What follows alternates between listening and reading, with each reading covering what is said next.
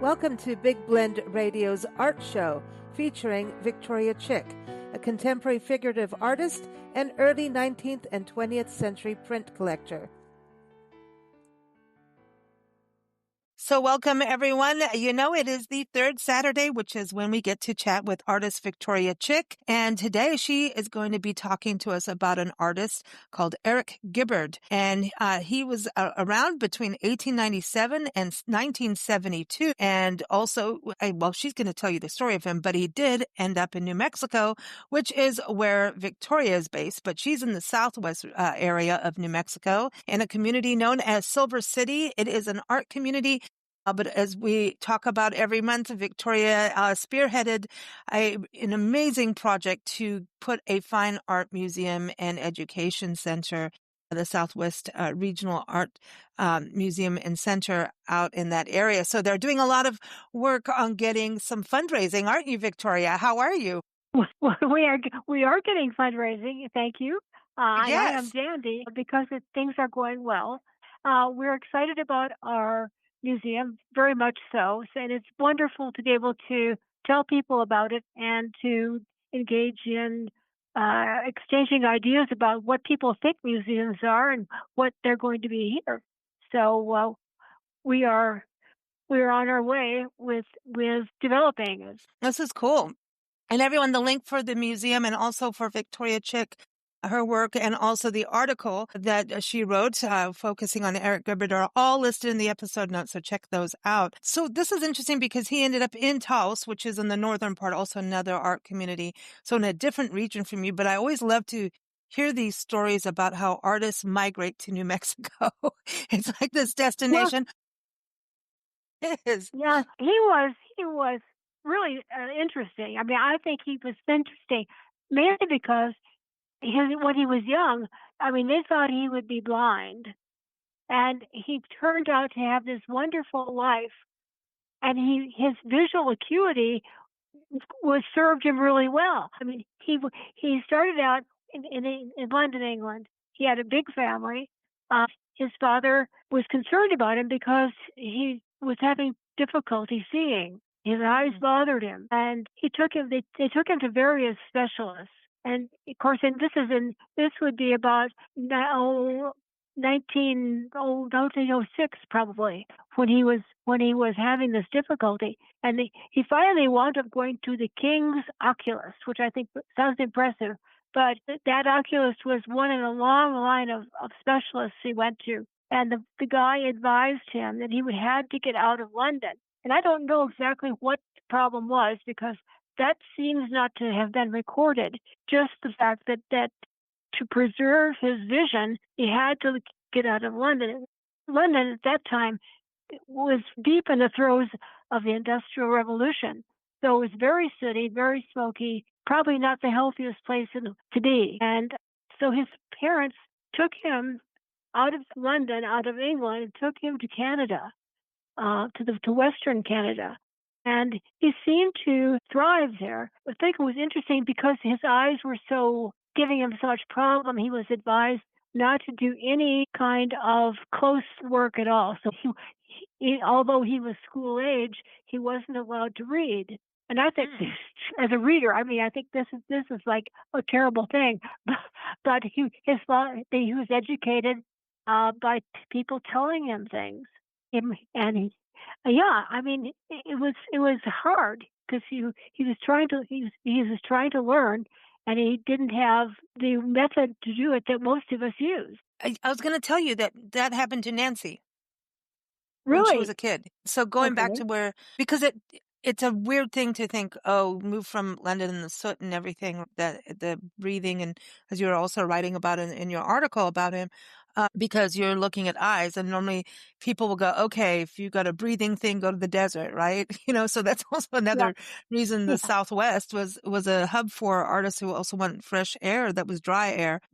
Nancy, when she was a kid, back in the day, they would put, if one person was sick, they would throw all the kids in there and get them all sick at the same time and move on. There was this thinking, well, it was scarlet fever and she had nephritis. She ended up with both. And and we still don't know if it's really what she had, but because at that time frame, that was when they thought your kidneys were connected to your eyesight. Nancy, Nancy, everyone. Nancy, my co-host, my mother, co-publisher here. Yeah. Yeah, and she can see quite well because she always knew when Yeah. something. Yeah, exactly. They made her stay at home in bed on her back in the dark for a year. No reading, no nothing. And this was back in the day when doctors came to your house and they would come once a week and take her blood, and she learned to pass out because doctors don't know how to take blood. Nurses do. And so they kept messing with her arms were just messed up and bruised from them not being able to take her blood. So if there's anything to do with injections, I have to take her to a bar before a doctor. But going back to that, I wonder if he had something like that, like what Nancy went through, that was kidneys and Yeah. whatever, because she was not allowed to read.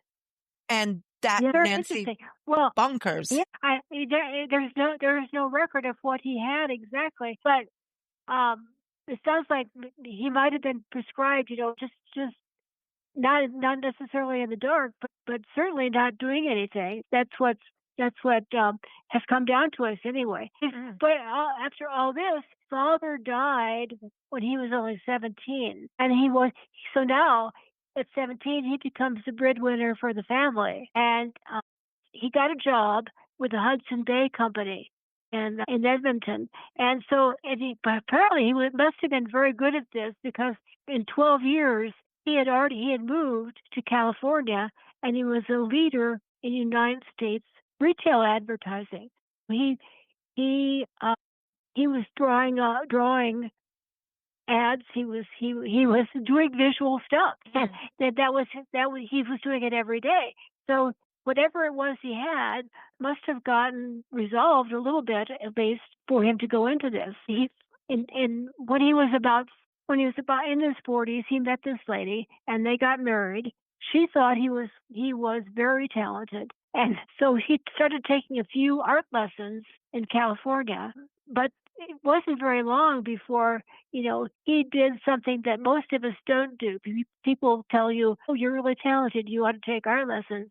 Well, he decided to really jump into it, because he went to Europe to study, and he was able to afford that because he had done very well in advertising. And so he went to Austria to study. He studied in Spain for a while, but the person that seems to have influenced him most was Cézanne. And when he went to France, he stayed for a while in Cézanne's studio.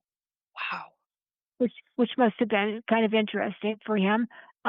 This would have been, this would probably might have been in the 1970s, 60s or 70s. No, maybe not that old. Probably earlier than that, because they were letting people come in. They were starting to let people go in and use his studio. If you know anything about Cézanne, he analyzed everything. And so he was sort of a precursor to abstract art, but cubism is a better one comparison, because he started to analyze things, and he would reduce everything to angles. And so even if it was round, it had angles. So that's what he started doing. He came back to the United States, and I'm not sure where he went immediately, but he wound up coming to Taos frequently in the 1940s, and he then settled in Taos in the 1950s, and he started a art gallery, and I think that art gallery lasted, art galleries is a difficult business, and people still, 1950s, there were still not a lot of tourists coming to Taos or Santa Fe. That didn't really start till a little bit later, but there were a lot of artists there anyway. But he started a gallery, and there were some other artists that came, some other European artists that were abstract expressionists, and they came to that area. So there was a lot of influence being tossed around between the artists. Yeah, What were you going to say? I just think it's interesting about Cézanne, because he Yeah. did the islands too. He went to the islands. He's the one who went to the islands, right? And because he traveled a lot. And what we were talking about, like when the picture of the woodcut, everyone, you see it in the podcast art and also in the article from Victoria, the woodcut that Gibberd did. To me, I feel like definitely the Cézanne. I always get Cézanne and Picasso mixed up. I don't know why.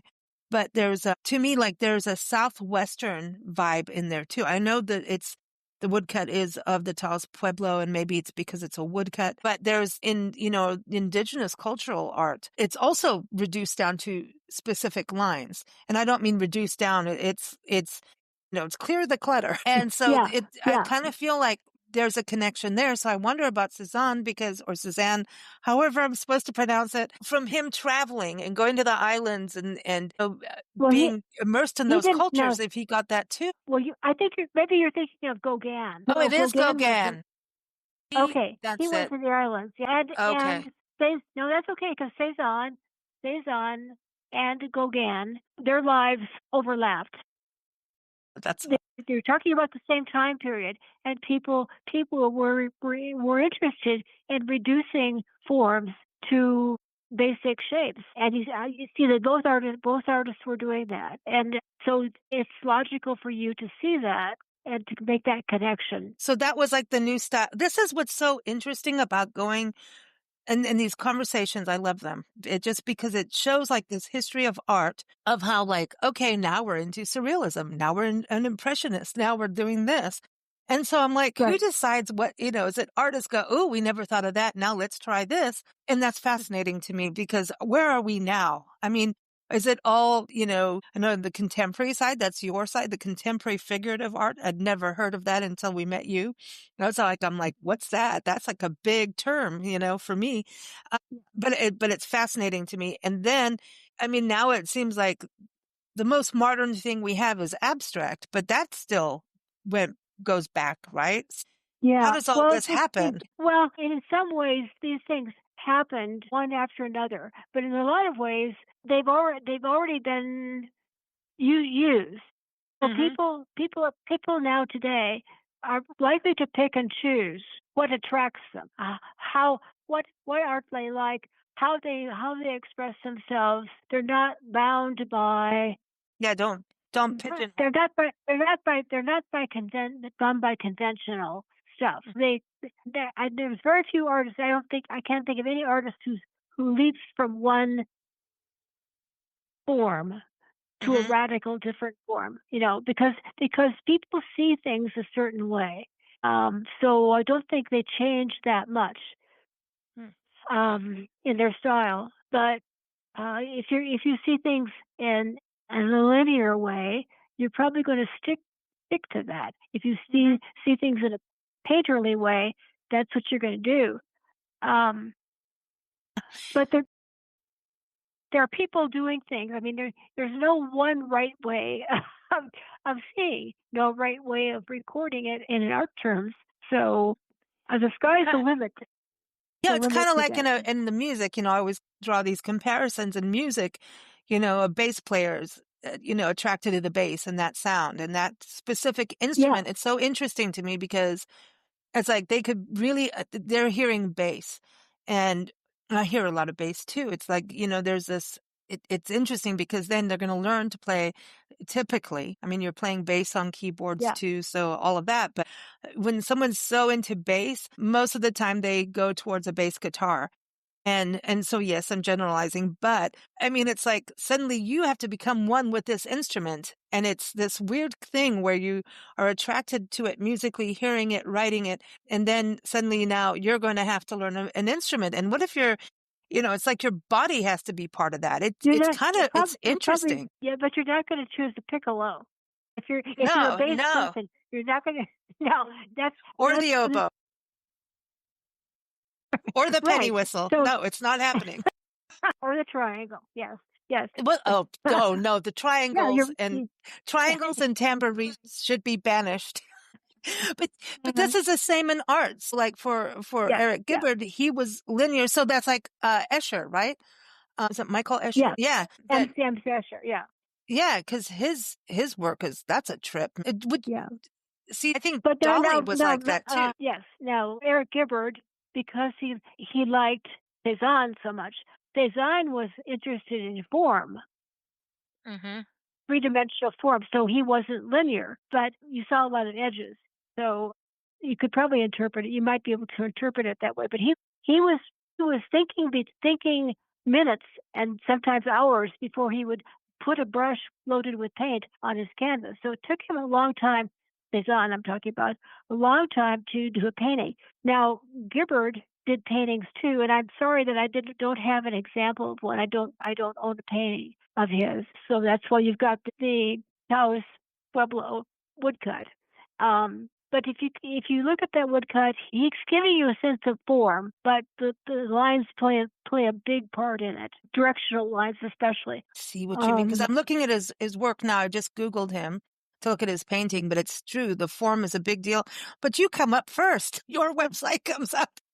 I find that I have written so many times, written so much stuff on the computer that sometimes when I'm researching things, I look something up and it's me that's wrote it. So I'm not doing very good research, Well, very but it's deep. great. But he really did a lot of New Mexico too.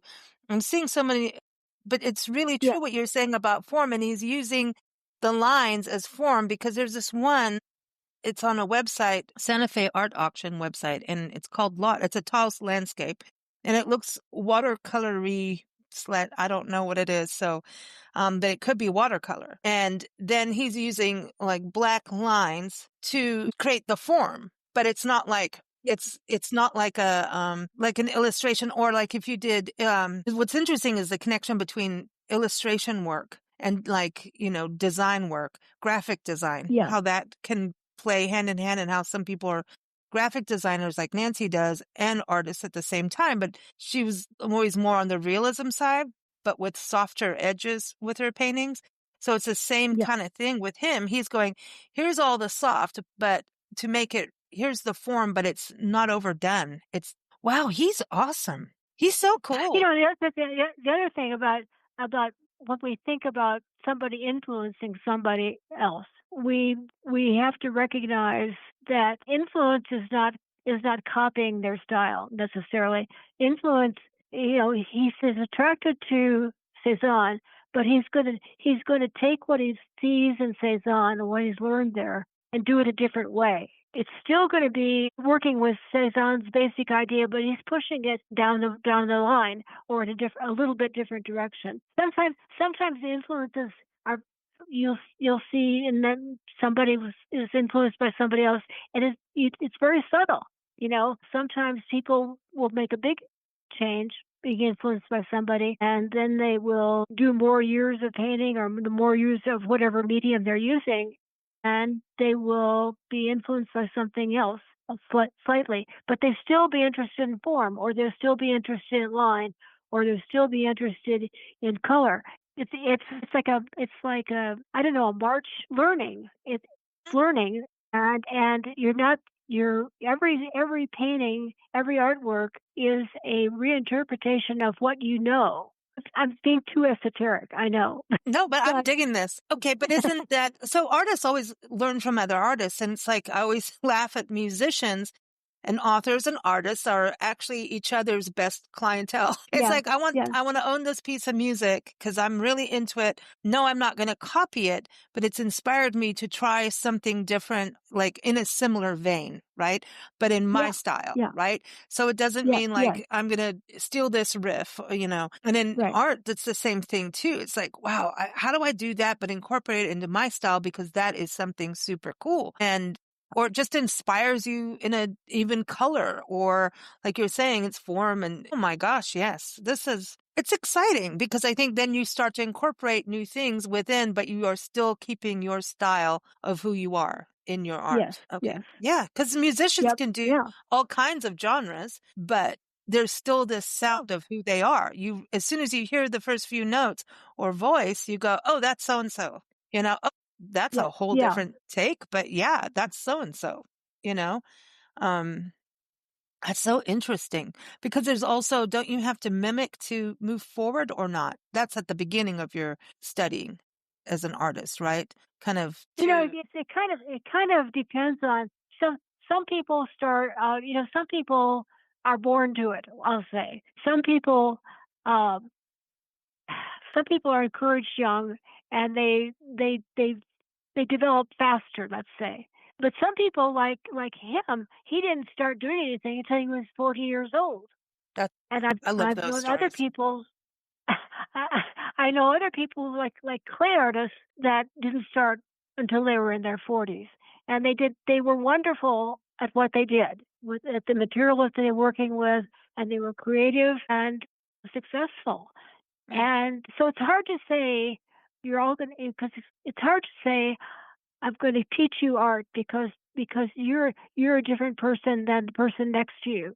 So you sort of have to start where that person is. If you're gonna, and I use the term teach very advisedly because Yeah. um, you can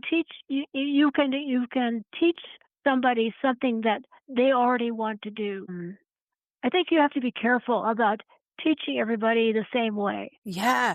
Yeah. And I have, I think you have to listen to their questions to know what they want. yeah.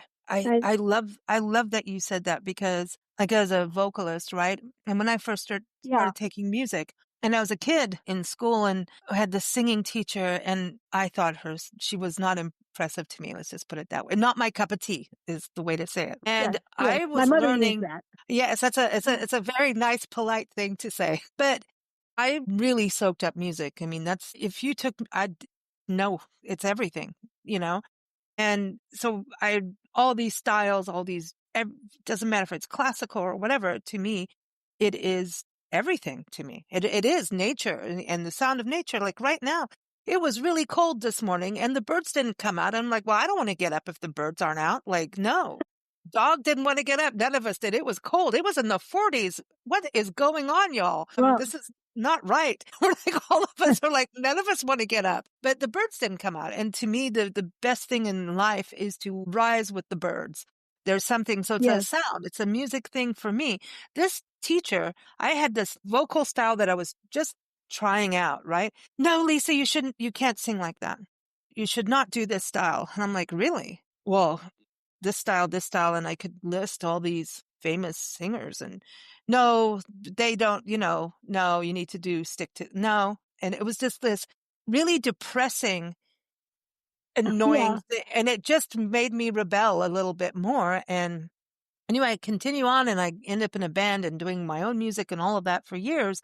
And so many people said to me, musicians, like they've said, and I was like, I should go to a teacher and I had to learn some basics because I was blowing my voice, playing with a band who didn't understand sound control. yeah, And if you're playing in bad areas like a bar, and elevated beyond that later, but um, I have a very loud, powerful voice, and it's more blues than what you hear how I sound. I'm completely opposite. And so, I've had people like I needed to learn and I did learn. I learned through books and actual watching someone on YouTube and stuff and you're like, oh, that's how I do it. And I got it, right? And I saved my voice and I now know I can hold my breath for you. You wouldn't believe how long, it's crazy. But because it's an instrument, it's also a muscle. And so I started to really right, study all that stuff and it was really cool. But so many people told me, do not go to a singing coach. Do not do it. They will yeah, ruin you. They will ruin your style. And that's something I've always and I'm very pro education. That's why we do podcasts. yeah, I love education. But like what you just said is because they want you to fit in this little box because this is what they know. And like to me, if you're not out performing if you're not, if you're just only doing it in a classroom, I don't want to know. Like you need to be out there doing it. It's like I'm not being rude, but you're going to go study business right now from someone in college and they've never owned a business. I don't want to hear from them. right, It sounds yeah. terrible, but I'm No, going to get in no, but trouble. there's a lot of value in learning from somebody who's doing it. uh, yeah, other people that tell you theories, and other people can guide you with what seems very basic, but if they haven't done it themselves in real life, they're not. I think you miss something because Mhm. people that do things in real life gain experience, have a different experience level than somebody who's only teaching it out of a book. Agreed. Agreed. I think that is, and also having that connection, like you're saying, understanding what the person wants. Yeah, yeah. And I've had some good teachers. There's the old expression of those who can do, those who can't teach. That's not true either. But it's because I've had some wonderful teachers who haven't been professional artists, but Hmm. they knew stuff. They had good advice. But I wouldn't have been able to stay with them my entire life. You have to, at a certain point, you have the basics, and then you have to like get kicked out of the nest and fly yourself. Yeah, but and this is where artists influence each other. Like how many, Yeah, I cannot tell you how many stories I read or go to a place and like how artists and writers, these colonies became like, it's like, oh, well, these artists they'll come here. We've done that, with, Weir. Remember we were talking about him and then like all of a yes, sudden, the yeah, Impressionist man. Okay. Oh, he knows Impressionism. He's like the father of Impressionism in America. And everybody starts going there for the summer. They're all living there. It sounds like a big, party, all these artists hanging out, but they're sharing ideas and all learning from each other. And I find that yeah, amazing how many of these communities happened across this country. I know in France and everywhere too, but how that happened through time. Writers, that happened in Natchitoches, Louisiana, one of the plantations we went to. I mean, that's where Clementine Hunter, the folk artist, was, a slave and then working as a sharecropper, all that story, but learned from the artists and the writers and the musicians who came and lived there. One whole section yeah, of the plantation was artist homes, little rooms, basically. And because yeah. they all congregated and, I don't know who paid for what, but I'm always curious about that. Is whoever owned the plantation had the money? I don't know, but and loved art, and the art in there is amazing. They've got some incredible Right. paintings, but that's an education, and how look at like you're saying Cézanne for Eric Gibberd. Look, I got us back on track. How he influenced him. But then you were also How did talking that about an. happen? I know. Emil Bistram. Also, Yes, Emil Bistrom, right? And he was an abstractionist from Germany. He came and stayed in Taos for quite a long time, and they became friends. He was an immigrant. There was a lot of that in the Taos and in Santa Fe mm, area as a result of the war. yeah, that makes sense. Yeah, I bet you Texas has a bunch too. As well. No, I mean, because there's so many Germans, and a lot of German history in Texas Yes, stems from those who were there during in the POW camps, and then said, "Well, yes, I like it here. I'm not going home." Even though yeah, but it's a true story. Yeah. So Emil he also started the Taos Art School. Speaking of education, and then also, and education is so important. It comes in different ways. That's really what we're saying is. And it's about yeah, how you want to be educated. It's like, you can send kids off to school, and if they don't know how to study and the teacher doesn't know how that kid needs to take in that education, do they listen? Are they, more into visuals? Everybody is it a right, mechanical brain?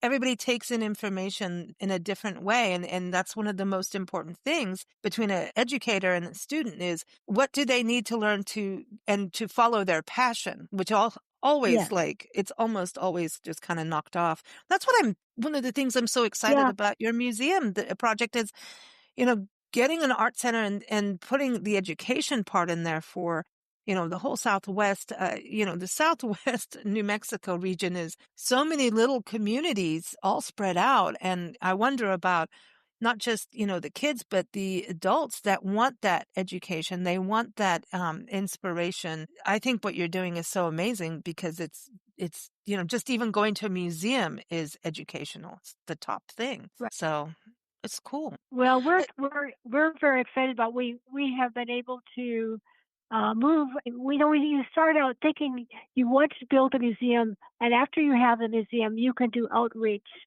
to the larger area, and that was what our thought was. Well, we're going to the back door, I think, because we've gotten requests. People have heard about the museum and they think it's already built, and so we are getting requests from people that live in the southwest quadrant of New Mexico that are 100 miles away from us and wanting to know if they can bring their children, school children, on field trips to our museum. And I have to say, we'd love to do that, but we don't have a museum yet.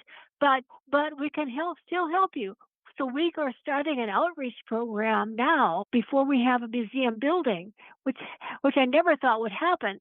But it's wonderful because we can bring good artwork down there to the school. We can bring art materials to the school. We can bring I'm going to say instructors, and I don't really mean instructors.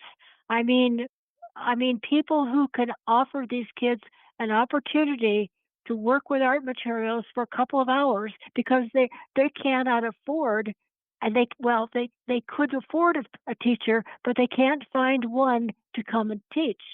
So these kids don't have an art program, and so we can provide that, and it makes me feel so good that we are able to do that because we know how much it has meant to us, and how much easier it is to learn visually for so many people. Yeah. This is really, this is so exciting. And what I also want to say is when people go on the website of the museum, this way I can plug the museum here. Everyone, southwest-art-museum.org. If you go there, you'll see that, you can actually look at the art collection because you guys have an incredible art collection that just really wants to be in a space for those who are interested in helping on the fundraising aspect and donating. Just go to southwest-art-museum.org. But also so people can start viewing the art online. But you also have the C.N. Flanders Art Research Library. So on the educational side, who's Flanders, C.N. Flanders? His nickname in town here is Spike. And, okay. Yeah, he's a wonderful guy.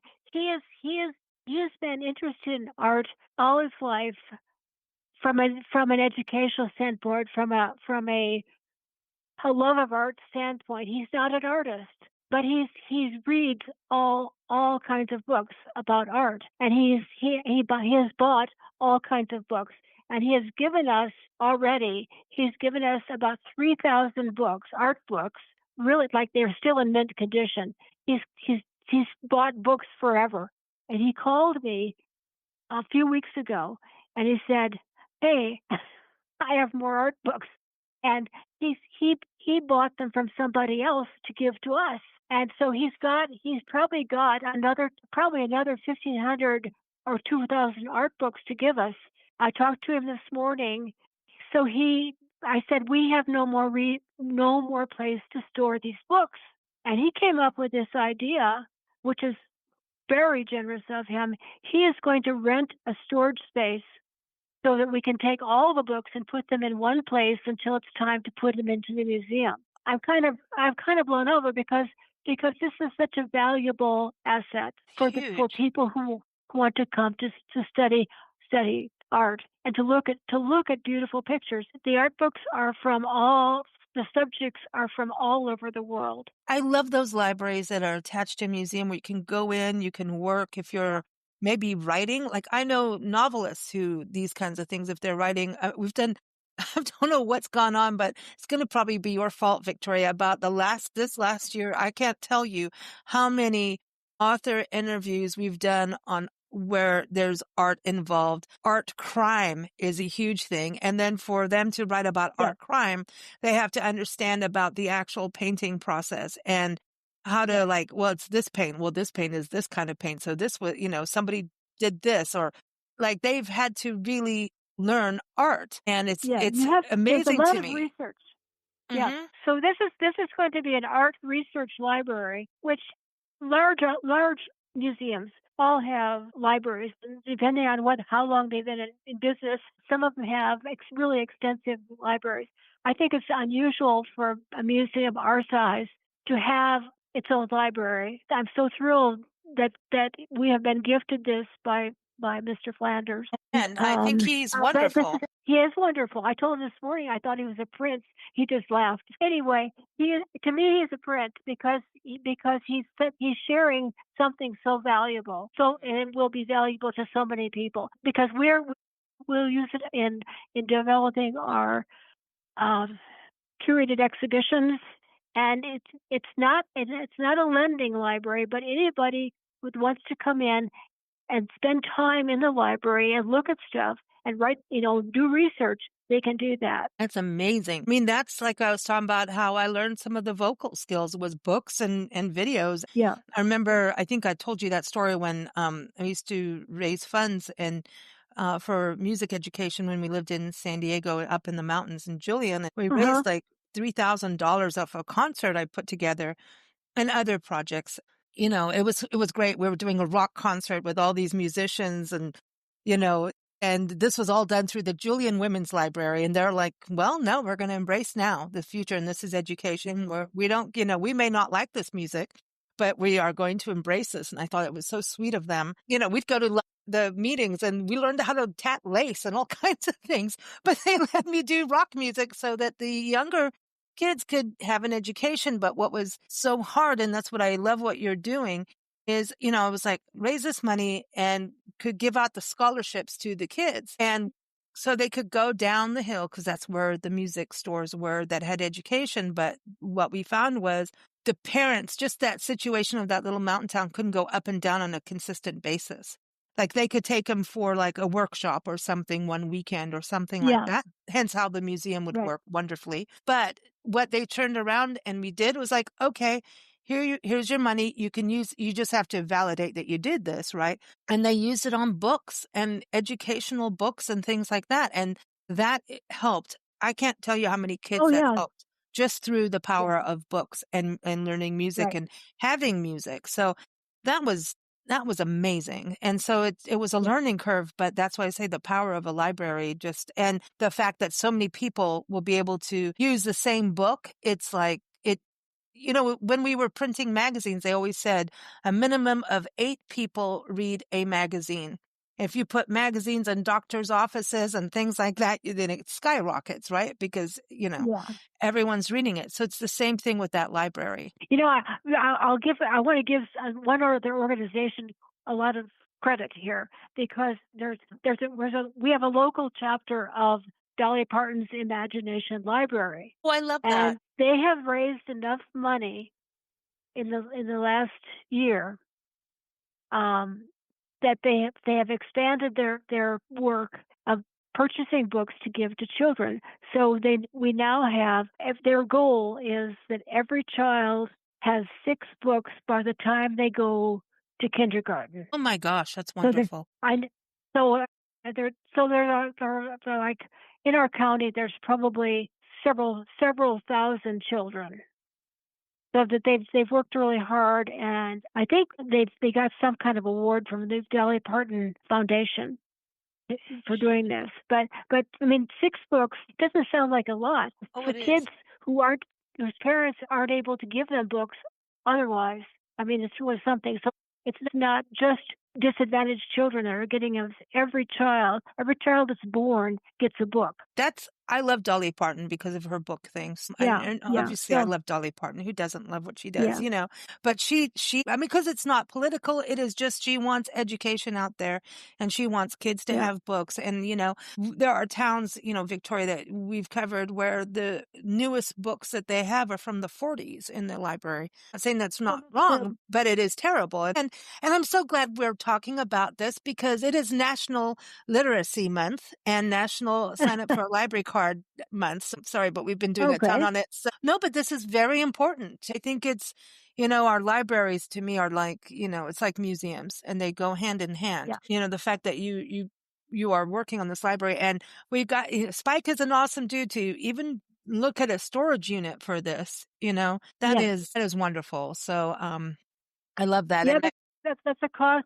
That's a cost that we can handle right now. Because we're raising money for a museum building, and that's our whole focus. He's just coming in, and he's going to rent a storage unit a good-sized one, too. And he's paying the full cost of it, he said. So, I mean, we really appreciate that. I think that's fantastic. And big Yeah. shout out to Spike over there in Silver City, New Mexico for doing that. Okay. Mr. Flanders, yes. Thank you so much from us. I mean, I think that is fantastic. And I know storage units they're not cheap, because all I know is, since we've been on the road, I think they double our price every month. And she's like, what's in that storage unit? But that's the thing. I think you've done so much. There's so much to do this museum and to make this all come to life. And I think it's wonderful that things are progressing. So everyone, you can go to southwest-art-museum.org and check it out. Thank you so much, Victoria. Everyone, again, the link also for the story about Mr. Gibberd is also linked in the episode notes. Thank you for listening to Big Blend Radio. You can view Victoria Chick's artwork at victoriachick.com. Keep up with us at bigblendradio.com.